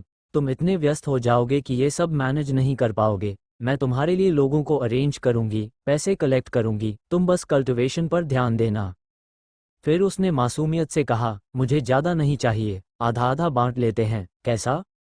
आरव ने तुरंत हाथ उठाकर रोक दिया, बस करो, जाओ यहाँ से, अपना काम करो। लेकिन बबीता हार मानने वाली नहीं थी। बिग ब्रदर, ऐसे मत करो, इतना पैसा तुम अकेले कहाँ खर्च कर पाओगे? चलो 4,060 कर लेते हैं, या 3,070 भी चलेगा। अब आरव सच में चिढ़ गया। जल्दी खाओ और निकलो यहाँ से, जब तक बहुत जरूरी ना हो, यहाँ मत आना। बबीता की आंखें फिर चमक उठी। ओह हाँ, मैं तुम्हारी बॉडीगार्ड भी बन सकती हूँ। आरव ने उसे घूरा। मुझे बॉडीगार्ड की जरूरत नहीं है, मेरे कोई दुश्मन नहीं है। बबीता हंस पड़ी। पहले नहीं थे, अब बहुत हैं, कम से कम 15,000। आरव चौंक गया। क्या मतलब? बबीता ने गंभीर होकर कहा, यही बुरी खबर है। अब पूरी सेक्ट की फीमेल इमॉर्टल्स तुम्हारे साथ कल्टिवेट करना चाहती हैं, तो मेल इमॉर्टल्स क्या सोचेंगे? वो खुद ही जवाब देती हुई बोली, वे तुम्हें नफरत करेंगे, तुम्हें मारना चाहेंगे, इसमें कोई शक नहीं। अब तुम पब्लिक एनिमी नंबर 1 बन चुके हो। आरव एकदम चुप हो गया। उसे लगा जैसे वो सोकर उठा और पूरी वर्ल्ड बदल गई। कुछ देर बाद उसने कहा, तो क्या हुआ? मैं घर में ही रहूंगा, किसी से मिलूंगा ही नहीं। बबीता जोर से हंसी। अब देर हो चुकी है। वह बोली, तुम्हें पता भी है अभी तुमने किन दो महिलाओं के साथ समय बिताया? वे हमारी सेक्ट की सबसे प्रसिद्ध ब्यूटीज हैं, फ्लोइंग लाइट की ट्विन ब्यूटीज। उसने समझाया, हेजल ठंडी और खूबसूरत है, काउंटलेस लोग उसके पीछे पागल हैं। और पायल, वह तो हर मेल इमॉर्टल का सपना है। फिर उसने सिर हिलाते हुए कहा, तुमने इन दोनों के साथ समय बिताया है, इसका मतलब है कि तुमने पूरे सेक्ट के मेल इमॉर्टल्स को नाराज कर दिया है। आरव ने जल्दी से कहा, नहीं, मेरा उनसे ऐसा कोई संबंध नहीं, मैंने सिर्फ उनका इलाज किया था। बबीता ने आंखें घुमाई। तुम्हें लगता है कोई मानेगा? वो बोली, हेजल के शरीर पर हाथों के निशान थे, पायल के भी, अब तुम कैसे समझाओगे? आरव के पास कोई जवाब नहीं था। वह जानता था कि यह बात अब समझाई नहीं जा सकती। कुछ देर बाद उसने पूछा, सेक्ट कुछ नहीं करेगी? बबीता ने हंसते हुए कहा, क्यों करेगी? तुम तो उनके लिए खजाना हो। जितनी ज्यादा फीमेल डिसाइपल्स की कल्टिवेशन बढ़ाओगे, उतना अच्छा। आरव ने सिर पकड़ लिया। मैं मेल डिसाइपल्स की बात कर रहा हूँ। बबीता बोली, तुमने उनकी पसंदीदा महिलाओं को छीन लिया, अब वे बदला लें तो सेक्ट क्यों रोके? आरव निराश होकर बोला, तो सेक्ट रूल्स। बबीता ने कंधे उचकाए, रूल्स हैं, लेकिन इस बार मामला बहुत बड़ा है। हेजल और पायल दोनों नेशनल लेवल गॉडेसेस हैं, एनफोर्समेंट हॉल के लोग भी उनके प्रशंसक हैं। वह हंसते हुए बोली, तुम्हें बचाने की उम्मीद मत रखना, जब तक वे तुम्हें मार न दें, शायद कोई ध्यान भी न दे। आरव पूरी तरह चुप हो गया। उसे अब पछतावा हो रहा था कि उसने उन दोनों की मदद क्यों की। उसने पूछा, ये दोनों आखिर हैं कौन? बबीता ने कहा, तुम्हें सच में नहीं पता, दोनों सेक्ट की टॉप डिसाइपल्स हैं, 7 स्टार टैलेंट के साथ। वो बोली, हेजल फर्स्ट पीक मास्टर की पर्सनल डिसाइपल है, और पायल सेकंड पीक मास्टर की। दोनों की स्टाइल अलग है, लेकिन दोनों ही बेहद खूबसूरत हैं, इसलिए उन्हें ट्विन ब्यूटीज कहा जाता है। फिर उसने जोड़ा, दोनों हमेशा राइवल रही हैं, लेकिन उनकी ताकत हमेशा बराबर रही है। आरव ने सोचा और पूछा, इतनी स्ट्रॉन्ग होने के बावजूद वे मेरे पास क्यों आईं? बबीता ने कहा, कहते हैं कि वे किसी दुश्मनी की वजह से जल्दी स्ट्रॉन्ग बनना चाहती हैं, और सेक्ट लीडर का पर्सनल डिसाइपल बनने की कंपटीशन आने वाली है। जो जीतेगा, उसका फ्यूचर बहुत बड़ा होगा, शायद अगला सेक्ट लीडर भी बन सकता है। आरव ने गहरी सांस ली। अब उसे समझ आया कि मामला कितना गंभीर है। अचानक उसके दिमाग में एक और बात आई। दोनों उसके पास आईं क्योंकि वे स्ट्रॉन्ग बनना चाहती थीं, और अब उसने खुद ही उन्हें ब्रेक थ्रू करवा दिया। उसने पलक से वादा किया था कि वो खुद भी सेक्ट लीडर का पर्सनल डिसाइपल बनेगा। लेकिन अब उसने खुद ही अपने लिए दो बेहद ताकतवर ओपोनेंट खड़े कर दिए थे। बबीता ने अपनी बात खत्म करके बड़ी दिलचस्पी से आरव की तरफ देखा और बोली, तो क्या कहते हो, मेरे साथ मिलकर काम करोगे? फायदा भी बांटेंगे और मैं तुम्हारी सुरक्षा भी करूंगी। इतना कहकर, जैसे उसे डर हो कि आरव मना कर देगा, उसने चालाक लोमड़ी जैसी मुस्कान दिखाई और फिर से समझाने लगी, डरने की क्या बात है? फ्लोइंग लाइट स्वॉर्ड सेक्ट की फीमेल डिसाइपल्स भले ही हेजल और पायल जैसी न हो, लेकिन सबकी सब खूबसूरत तो हैं ही। वो और करीब आकर बोली, एक जवान आदमी के लिए उनके साथ डुअल कल्टिवेशन करना तो घाटे का सौदा नहीं है। अगर मैं तुम्हारी जगह होती तो ऐसा मौका कभी नहीं छोड़ती। आरव ने उसे घूर कर देखा। ये छोटी लड़की किसी भी हालत में उसे बिजनेस शुरू करवाना चाहती थी। उसने साफ शब्दों में कहा, मैं अपनी कला बेचता हूँ, शरीर नहीं। ऐसी चीज बिल्कुल स्वीकार नहीं। बबीता ने लंबी सांस भरी। हाय, तुम बहुत जिद्दी हो, अब जो होगा खुद ही संभालना। जैसे ही उसने आखिरी कौर मुंह में डाला, बाहर से अचानक एक जोरदार आवाज गूंजी, आरव, बाहर निकल अभी। आरव चौंक गया। उसने जल्दी से बबीता की तरफ देखा और पूछा, इतनी जल्दी आ गए? कितने लोग हैं? सबसे ताकतवर कौन है? लेकिन कोई जवाब नहीं आया। जब उसने मुड़कर देखा तो बबीता पता नहीं कब गायब हो चुकी थी। ये छोटी लोमड़ी हमेशा भाग जाती है। वह कुछ पल के लिए बेबस खड़ा रहा, लेकिन अब कोई विकल्प नहीं था। मुसीबत खुद दरवाजे पर आ चुकी थी, तो उसे सामना करना ही पड़ेगा। वह बाहर निकला और जैसे ही उसने आंगन में कदम रखा, उसकी आंखें फैल गईं। पूरा कोर्टयार्ड लोगों से भरा हुआ था। आसमान और जमीन, हर तरफ लोग ही लोग थे, और सबके सब आदमी। किसी की कल्टिवेशन वॉइड इमॉर्टल थी, तो कोई प्रोफाउंड इमॉर्टल तक पहुंच चुका था। लेकिन एक चीज सब में समान थी, उनके चेहरों पर गुस्सा। हर कोई उसे ऐसे घूर रहा था जैसे अभी जिंदा निगल जाएगा। आरव ने चारों तरफ नजर दौड़ाई। कम से कम 8 से 10,000 लोग उसे घेर चुके थे। सबसे डरावनी बात यह थी कि इसमें सिर्फ आउटर डिसाइपल्स ही नहीं, बल्कि इनर डिसाइपल्स और कुछ पर्सनल डिसाइपल्स भी शामिल थे। उसने मन ही मन लंबी सांस ली। उसे अब समझ आ गया था कि उसने हेजल और पायल के प्रभाव को बहुत कम आंका था। अब वो सच में पूरे सेक्ट का दुश्मन बन चुका था। सबसे बड़ी बात, वह सच में निर्दोष था। उसने सिर्फ उनका इलाज किया था, इसके अलावा कुछ नहीं किया। उसने भीड़ की तरफ देखा और शांत रहने की कोशिश करते हुए बोला, सीनियर ब्रदर्स, क्या बात है? आप लोग यहाँ क्यों आए हैं? भीड़ में से एक युवा गोल्डन इमॉर्टल आगे आया। उसकी आंखें खून की तरह लाल थीं। आरव, तू कचरा है। तूने फेरी लुओ का अपमान किया। आज मैं, तरुण, तुझे नहीं छोड़ूंगा। दूसरा लंबा पतला आदमी भी आगे आया। तूने फेरी शन का अपमान किया। मैं, वीरू, तेरा दुश्मन हूँ। इन दोनों के बाद भीड़ उफान मारने लगी। तू कौन होता है फेरी लुओ को छूने वाला? फेरी शन को हाथ लगाने की तेरी हिम्मत कैसे हुई? नियम वियम छोड़ो, आज इसे मार डालो। कुछ ही पलों में गुस्सा सीधे हत्या की भावना में बदल गया। आरव के माथे पर पसीना आ गया। अगर इतनी बड़ी भीड़ सच में हमला कर देती, तो वह चाहे जितना भी ताकतवर हो, बच नहीं सकता था। उसने जल्दी से समझाने की कोशिश की, आप लोग गलत समझ रहे हैं, सच में ऐसा कुछ नहीं है। लेकिन उसकी आवाज़ भीड़ के शोर में पूरी तरह दब गई। किसी ने सुना ही नहीं। भीड़ आगे बढ़ने लगी। आरव के पास अब कोई रास्ता नहीं बचा था। अगर हालत और बिगड़ती, तो उसे ड्रैगन किंग पैलेस में छिपना ही पड़ता, चाहे उसका सीक्रेट क्यों न खुल जाए। तभी अचानक आसमान से एक ठंडी आवाज गूंजी, देखते हैं कौन इसे छूने की हिम्मत करता है। एक सफेद आकृति बिजली की तरह भीड़ को चीरती हुई उसके सामने आकर खड़ी हो गई। सफेद वस्त्र, हाथ में तलवार और दबदबा, वह हेजल थी, जिसने अभी अभी ट्रिब्यूलेशन पार की थी। जो भी मेरे जूनियर ब्रदर को छुएगा, मैं उसे एनूच बना दूंगी। तभी दूसरी तरफ से एक प्यारी लेकिन खतरनाक आवाज आई। पायल लाल तितली की तरह उड़ती हुई आई और आरव के दूसरी ओर खड़ी हो गई। सब लोग स्तब्ध रह गए। उन्हें यकीन नहीं हो रहा था कि ये दोनों देवियां एक बेकार आदमी की रक्षा कर रही हैं। लेकिन बात यहीं खत्म नहीं हुई। दूर से और आवाजें आईं। कौन है जो हमारे जूनियर आरव को छूने की हिम्मत करता है?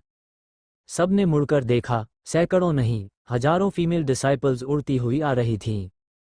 वे आकर आरव के सामने दीवार बनकर खड़ी हो गईं। अब पूरा दृश्य उलट चुका था। एक तरफ हजारों गुस्से से भरे आदमी और दूसरी तरफ उतनी ही संख्या में महिला इमॉर्टल्स। वीरू और तरुण के चेहरे जलने लगे। उनके लिए सबसे असहनीय बात यह थी कि उनकी आराध्य देवियां किसी और आदमी की रक्षा कर रही थीं। तरुण तुरंत आगे बढ़ा और विनम्र होकर बोला, फेरी लुओ, हमने सुना कि इस कचरे ने आपका अपमान किया, हम बदला लेने आए हैं। जरूरत नहीं, निकल जाओ। हेजल ने ठंडे स्वर में उसे बीच में ही रोक दिया। फिर उसने सबकी तरफ देखा और कहा, आज से आरव मेरा आदमी है। जो भी इसे छुएगा, मेरा दुश्मन होगा और मारा जाएगा। आरव लगभग खांसते खांसते रह गया। कब बना मैं तुम्हारा आदमी? लेकिन अब कुछ कहने का कोई फायदा नहीं था। वीरू ने पायल की तरफ देखा। फेरी शन, आप हट जाइए, मैं इसे सबक सिखाऊंगा। पायल ने मुस्कुराते हुए अपने बाल ठीक किए और बोली, मैं क्यों हटूं? वीरू ने हिचकते हुए कहा, इसने आपका अपमान किया है। हाँ किया है। तो उसने अपने निचले पेट पर हाथ रखते हुए कहा, अब आरव मेरा कल्टिवेशन पार्टनर है। शायद मैं उसके बच्चे की माँ भी बनने वाली हूँ। अगर तुम उसे मार दोगे तो मेरा बच्चा अनाथ हो जाएगा। पूफ! आरव लगभग खून उगल देता। ये औरत मदद कर रही है या मुझे और फंसा रही है? उसने एक ही वार में पूरी भीड़ को अपने खिलाफ और भड़का दिया था। वीरू ने कभी सोचा भी नहीं था कि हालात इस मोड़ पर पहुंचेंगे। एक पल के लिए वह जड़ हो गया, फिर अचानक गुस्से में पागल होकर उसने आरव की तरफ हाथ उठाया और थप्पड़ मारने के लिए बढ़ा। दफा हो जाओ। लेकिन पायल ने बस हाथ घुमाया और एक भयानक ऊर्जा का विस्फोट हुआ जिसने उसे सीधा 100 मीटर दूर उड़ा दिया। वीरू किसी तरह उठकर खड़ा हुआ, उसका चेहरा पागलपन से भरा हुआ था। भाइयों, सब एक साथ हमला करो, इस कचरे को आज खत्म करना ही होगा। उसकी बात सुनकर बाकी लोग भी उकस गए। आखिर अगर आरव जिंदा रहा तो शायद भविष्य में उन्हें कोई कल्टिवेशन पार्टनर ही नहीं मिलेगी।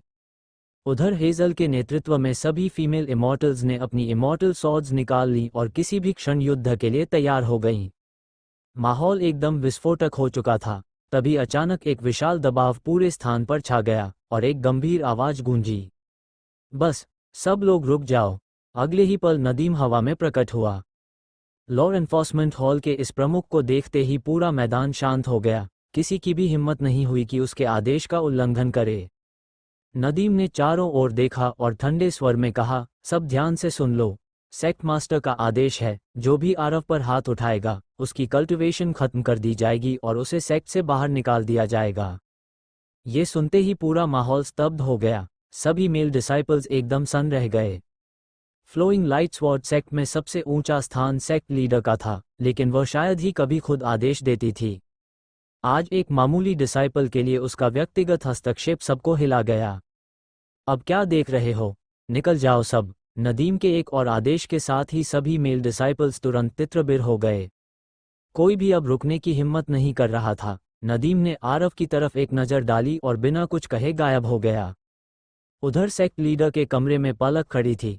सीनियर सिस्टर, इतनी छोटी बात के लिए आपको खुद आदेश देना पड़ा? महिला ने सिर हिलाया। छोटी बात? ये बिल्कुल छोटी बात नहीं है। वो बोली, हमने इस छोटे लड़के को कम आंका था। ये सिर्फ प्रतिभाशाली नहीं है, बल्कि एक खजाना है। अगर यह हमारे सेक्ट में है तो हमारी ताकत बहुत तेजी से बढ़ेगी और हम चारों बड़े सेक्ट्स में सबसे ऊपर पहुंच सकते हैं। पलक ने हल्का सा भौहें सिकोड़ते हुए पूछा, तो क्या आप चाहती हैं कि वह सभी फीमेल इमॉर्टल्स के साथ कल्टिवेट करे? महिला हंस पड़ी, नहीं, तुमने ध्यान नहीं दिया। ये लड़का उम्मीद से ज्यादा सिद्धांतों वाला है। इतनी सुंदर महिलाएं खुद उसके पास आईं, फिर भी उसने खुद को संभाले रखा। ऐसे में हमें क्या चिंता करनी? पलक का चेहरा हल्का लाल हो गया, लेकिन उसने कुछ नहीं कहा। इधर आरव ने राहत की सांस ली जब सभी लोग चले गए। उसने सामने खड़ी फीमेल इमॉर्टल्स को देखा, हर एक अपनी जगह पर अलग आकर्षण लिए हुए। उसने हाथ जोड़कर कहा, सीनियर सिस्टर्स, धन्यवाद, लेकिन मेरी जगह छोटी है, आप सब वापस जाएं। लेकिन कोई भी हिला नहीं। एक लाल कपड़ों वाली महिला आगे आई। उसके गाल थोड़े लाल थे, लेकिन उसने साहस करके कहा, जूनियर आरव, मैं आपकी डाउएस्ट पार्टनर बनना चाहती हूँ, क्या ये ठीक है? बाकी सब भी उसकी तरफ देखने लगी। सबके मन में एक ही विचार था, वह उसकी डुअल कल्टिवेशन पार्टनर बनना चाहती थी। आरव ने गहरी सांस ली। उसे समझ आ गया कि गलतफहमी कहाँ हुई है। उसने विस्तार से पूरी घटना बताई, जीनत, हेजल और पायल के बारे में, और आखिर में कहा, मेरा उनके साथ कोई वैसा संबंध नहीं है। उन्होंने ब्रेक थ्रू अपने टैलेंट और एक्यूमुलेशन की वजह से किया, मैंने सिर्फ थोड़ा मदद किया। कुछ पल के लिए सब शांत रहीं, फिर अचानक आवाजें उठीं। हम विश्वास नहीं करते। उनकी आंखों में निराशा साफ दिखाई दे रही थी। वे पूरी उम्मीद लेकर आई थीं, लेकिन अब सब कुछ अलग निकला। तुम झूठ बोल रहे हो, आरव ने मजबूरी में कहा। अगर भरोसा नहीं है तो उनसे पूछ लो। उसने हेजल और पायल की तरफ इशारा किया। हेजल बिल्कुल स्थिर खड़ी रही, जैसे बर्फ की मूर्ति हो। आरव ने घबराकर पायल की तरफ देखा। फेरी शेन, कुछ तो कहिए। पायल ने उसे प्यारी नजरों से देखा, लेकिन कुछ कहने के बजाय उसने फिर से अपने निचले पेट को छुआ। आरव का खून खौल उठा। यह महिला जानबूझकर आग में घी डाल रही थी।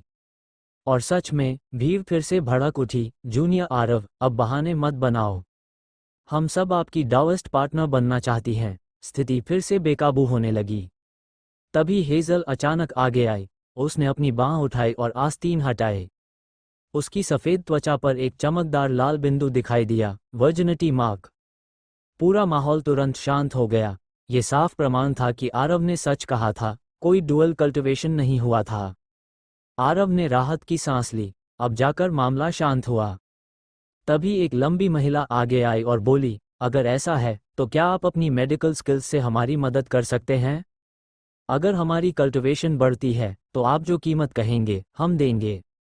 आरव का दिल हल्का सा हिल गया। वो मूल रूप से एक डॉक्टर था और इलाज करना उसका काम था। साथ ही उसे अब इमॉर्टल हर्ब्स की जरूरत भी थी।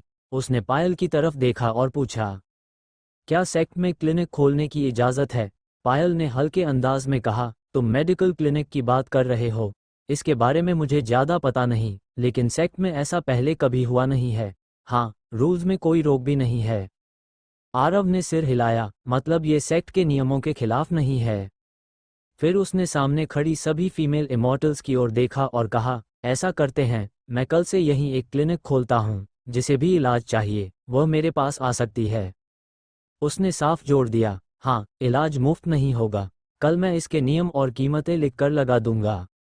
उसकी बात खत्म होते ही चारों तरफ खुशी की लहर दौड़ गई।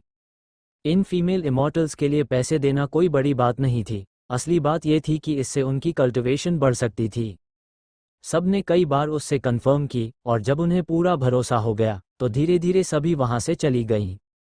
कुछ ही देर में कोर्टयार्ड फिर से शांत हो गया। आरव ने लंबी सांस ली। आज सुबह से अब तक वो बस यही करता आ रहा था, पहले डरता फिर राहत की सांस लेता। अब उसने सामने खड़ी हेजल और पायल की ओर देखा और बोला, अब आप दोनों क्या कर रही हैं? अभी तक गई क्यों नहीं? अब तो वह सच में इन दोनों से डरने लगा था। वह आराम से सो रहा था और सारी मुसीबतें इन्हीं दोनों के कारण आई थीं। लेकिन उसकी उम्मीद के विपरीत दोनों में से कोई भी जाने के लिए तैयार नहीं थी। हेजल ने सीधे बाईं ओर के कमरे की तरफ इशारा किया और कहा, अब से ये कमरा मेरा है। आरव चौंक गया, क्या मतलब? तुम यहाँ रहोगी? मैं तुम पर एहसानमंद हूँ, इसलिए कुछ दिन यहाँ रहकर तुम्हारी सुरक्षा करूँगी। नहीं, इसकी जरूरत नहीं है। तुम पर मेरा कोई एहसान नहीं, बस अभी चली जाओ। आरव घबरा गया। उसने अभी देखा था कि इस महिला के कितने चाहने वाले हैं। अगर वह यहाँ रही तो भविष्य में और भी बड़ी मुसीबत हो सकती थी। लेकिन हेजल ने ठंडे स्वर में कहा, मैं किसी का एहसान लेकर नहीं रहती। इतना कहकर वह बिना इजाजत के सीधे कमरे में चली गई। आरव कुछ कह ही नहीं पाया।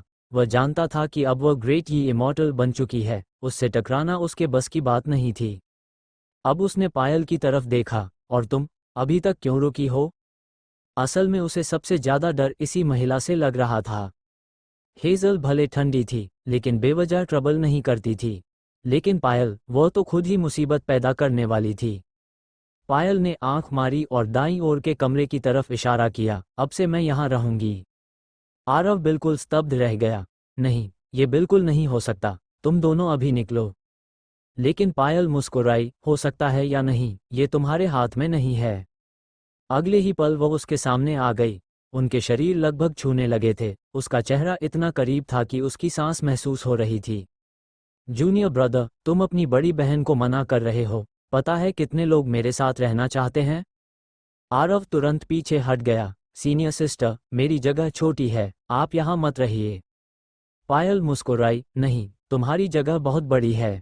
फिर उसने हेजल की ओर इशारा करके कहा, वह खुद को बहुत पवित्र दिखाती है, लेकिन असल में यहाँ इसलिए रुकी है क्योंकि तुमसे फ़ायदा उठाना चाहती है। तुमने हमें ग्रेट इमॉर्टल तक पहुँचा दिया, तो आगे भी मदद कर सकते हो। इतना बड़ा खजाना यहाँ है, तो हम क्यों जाएं? आरव पूरी तरह निरुत्तर हो गया। उसे समझ आ गया कि ये दोनों अब उसे लंबे समय का संसाधन समझ चुकी हैं। नहीं, मैं मना करता हूँ। पायल फिर से उसके पास आई और उसकी गर्दन में हाथ डाल दिए। उसके शरीर पर ग्रेट इमॉर्टल का दबाव इतना था कि आरव हिल भी नहीं पाया। क्या कर रही हो? वो और करीब आ गई, उनके नाक तक छू गए। अगर तुमने मना किया तो मैं अभी तुम्हें कमरे में ले जाकर जबरदस्ती अपना बना लूंगी। फिर मैं तुम्हारी औरत बन जाऊंगी, तब तुम मुझे निकालोगे? आरव अंदर ही अंदर तिलमिला उठा। उसने कभी नहीं सोचा था कि एक दिन उसे इस तरह धमकाया जाएगा। लेकिन सच्चाई यही थी, वह कमजोर था और सामने वाली ताकतवर। आखिर उसने हार मान ली। क्या मेरे पास मना करने का अधिकार है? अगर रहना है तो रहो। पायल हंस पड़ी, छोटे भाई, क्या मैं इतनी बुरी हूँ? थोड़ा तो रेजिस्ट करो। उसकी हंसी इतनी प्यारी थी कि किसी का भी दिमाग घुमा दे।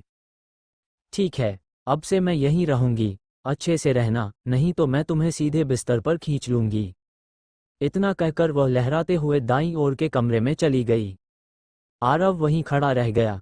ये तो हद हो गई। उसने गुस्से में दांत भींचे लेकिन कुछ कर नहीं सका। वो समझ गया था कि पायल बाहर से जैसी दिखती है, अंदर से वैसी बिल्कुल नहीं है। वो उसे जानबूझकर छेड़ रही थी, उसके धैर्य की परीक्षा ले रही थी। अगर वो जरा भी बहक गया तो वही उसकी कमजोरी बन जाती। इसलिए उसने खुद को संभाले रखा। उसका कोर्टयार्ड बड़ा तो था, लेकिन कमरे सिर्फ 3 थे। बायां कमरा हेजल ने ले लिया, दायां पायल ने, और बीच वाला उसके पास बचा। बाकी सिर्फ किचन और बाथरूम थे।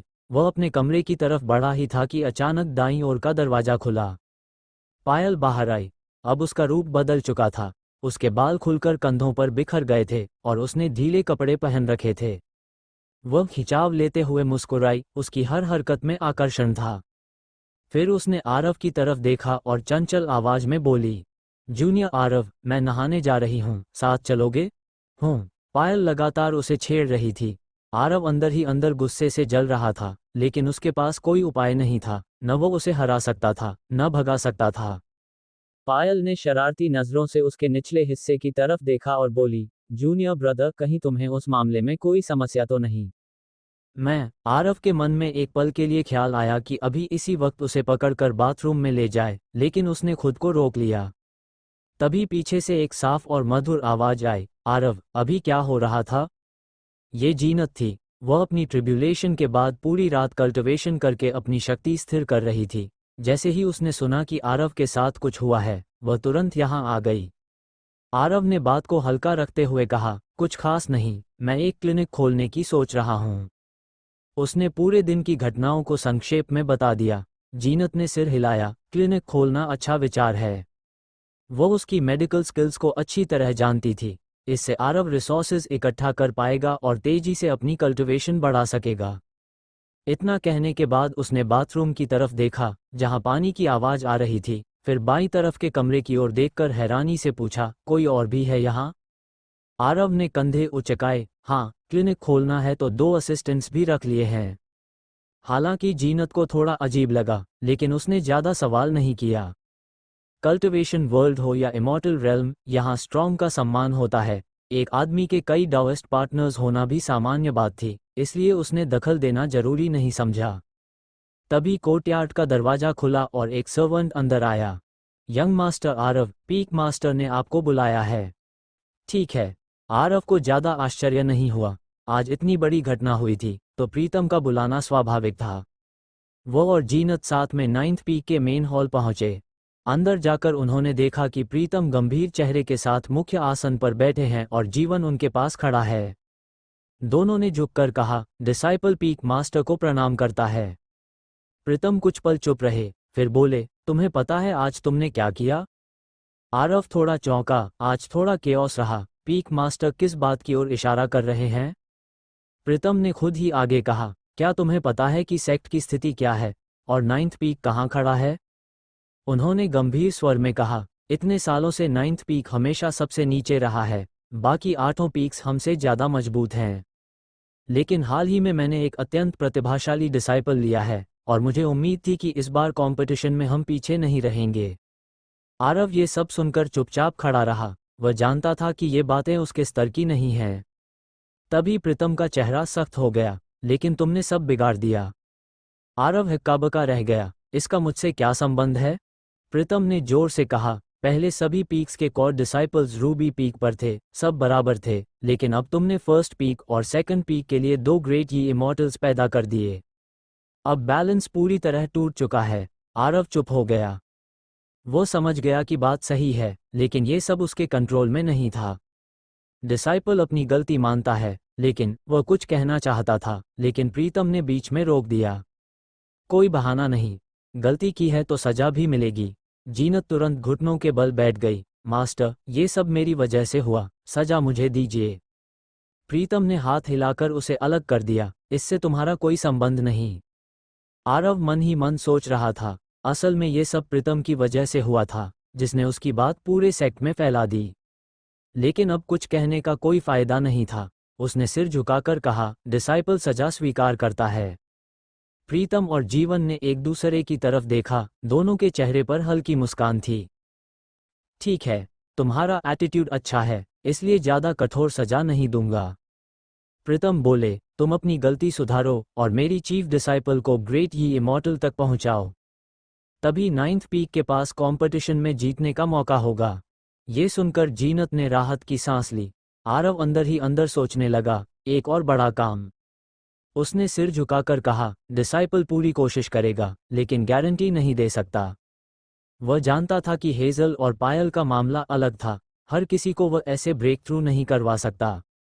लेकिन प्रीतम ने सख्त आवाज में कहा, यह पनिशमेंट है, इसमें कोई नेगोशिएशन नहीं होगा। चाहे मेडिकल स्किल्स से करो या डुअल कल्टिवेशन से, तुम्हें मेरी चीफ डिसाइपल को ब्रेक थ्रू करवाना ही होगा। डुअल कल्टिवेशन, अब ये शब्द सुनते ही आरव का सिर घूमने लगा। उसने सोचा था कि चीफ डिसाइपल कोई आदमी होगा, लेकिन अब साफ था कि वह एक महिला है। उसने मजबूरी में कहा, डिसाइपल समझ गया। प्रीतम संतुष्ट होकर बोले, अंदर आओ। अगले ही पल एक पतली, सुंदर आकृति अंदर आई। उसका चाल चलन बेहद गरिमा में था। वो सीधे प्रीतम के सामने आकर झुकी, डिसाइपल मास्टर को प्रणाम करती है। प्रीतम ने कहा, अब से तुम आरव के साथ रहोगी, जब तक तुम ग्रेट यी इमॉर्टल नहीं बन जाती। जी, मैं आदेश का पालन करूंगी। आरव ने सिर झुकाया हुआ था, लेकिन उसकी भौहें हल्की से कुड़ गईं। आवाज कुछ जानी पहचानी लग रही थी। उसने धीरे से सिर उठाया और जैसे ही उसने सामने का चेहरा देखा वो दंग रह गया। अरे तुम! आरव ये देखकर पूरी तरह स्तब्ध रह गया कि 9th पीक का जो टॉप डिसाइपल प्रीतम ने बताया था, वह कोई और नहीं बल्कि वही खाने की शौकीन बबीता थी, जो पहले उसे दलाली करने के लिए उकसा रही थी। लेकिन इस समय वह पहले वाली लड़की से बिल्कुल अलग लग रही थी।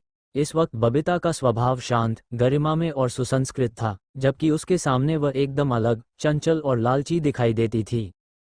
अगर उसने जाते समय आंख मारकर इशारा न किया होता, तो आरव सच में यही सोचता कि यह उसकी जुड़वा बहन है, या फिर कोई और जो बिल्कुल उसी जैसी दिखती है। जब उसे यकीन हो गया कि यह वही फूडी लड़की है, तो उसके सिर में तुरंत दर्द होने लगा। अब उसके घर में एक ठंडी और दूर रहने वाली हेजल, एक प्यारी और खतरनाक पायल, और अब ये चालाक फूडी लड़की भी आ गई थी। साफ था कि अब उसे कभी चैन से जीने का मौका नहीं मिलेगा। प्रीतम ने कहा, ठीक है, ये तुम्हारी सीनियर सिस्टर बबीता है, फिलहाल तुम इसकी देखभाल करोगे। जी। अब स्थिति ऐसी थी कि मना करना संभव ही नहीं था, इसलिए आरव ने सिर हिलाकर स्वीकार कर लिया। बबीता ने विनम्रता से कहा, मास्टर निश्चिंत रहें, मैं जूनियर आरव के निर्देशों का पूरी तरह पालन करूंगी और आपको चिंता का कोई कारण नहीं दूंगी। उसका यह आज्ञाकारी रूप देखकर आरव के रोंगटे खड़े हो गए। वो अच्छी तरह जानता था कि यह लड़की कितनी दोहरी प्रकृति की है, यहाँ इतनी सीधी सादी और आज्ञाकारी, लेकिन उसके सामने पूरी तरह पागल और शरारती। जैसे ही वे हॉल से बाहर निकले, बबीता तुरंत अपनी असली रूप में लौट आई और हंसते हुए बोली, बिग ब्रदर, आज रात खाने में क्या मिलेगा?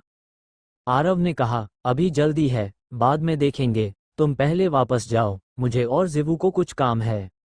लड़की ने होंठ फुलाकर कहा, और क्या काम होगा? वही काम ना? उसने शरारती नजरों से देखा, फिर बोली, ठीक है, मैं जाती हूँ, लेकिन रात को लौटने पर मेरे लिए अच्छा खाना बनाना, नहीं तो बहुत बुरा होगा। ये कहते हुए उसने मुट्ठी भींच ली, जैसे धमकी दे रही हो। आरव ने उसे विदा किया और जीनत को साथ लेकर अपने केव में लौट आया। जीनत ने गहरी सांस लेकर कहा, मैंने इस सीनियर सिस्टर के बारे में सुना था, लेकिन सोचा नहीं था कि वह ऐसी होगी।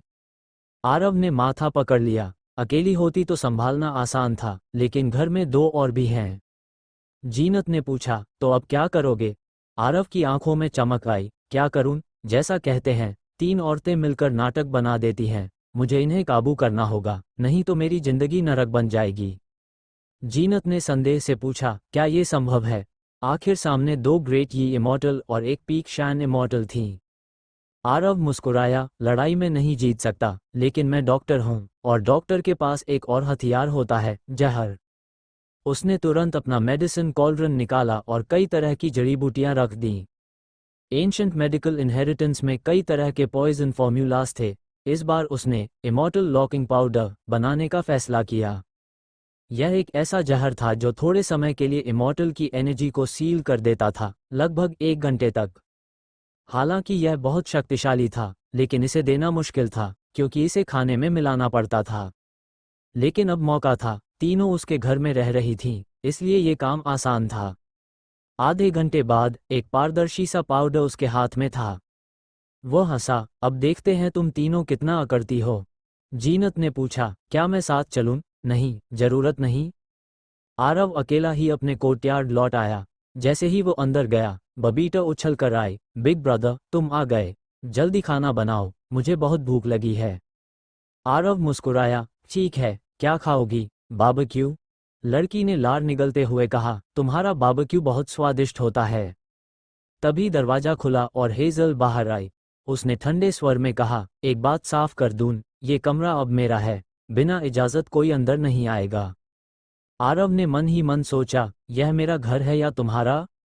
लेकिन कुछ कह नहीं सकता था। ठीक है। तभी पायल भी बाहर आई और बोली, और तुम, जब भी मैं बुलाऊं, तुरंत मेरे पास आना होगा। उसने मुस्कुराते हुए कहा, वरना परिणाम जानते हो। आरव अंदर ही अंदर झुंझला गया, लेकिन फिर भी बोला, ठीक है। बबीता ने बीच में कहा, बिग ब्रदर, मैं तो लड़की हूं, तुम्हारे साथ कैसे रहूं? ये बीच वाला कमरा मैं ले लेती हूं, तुम्हें कोई दिक्कत नहीं? आरव ने सोचा, अब तो मुझे बाहर सोना पड़ेगा, लेकिन उसने मजबूरी में कहा, ठीक है।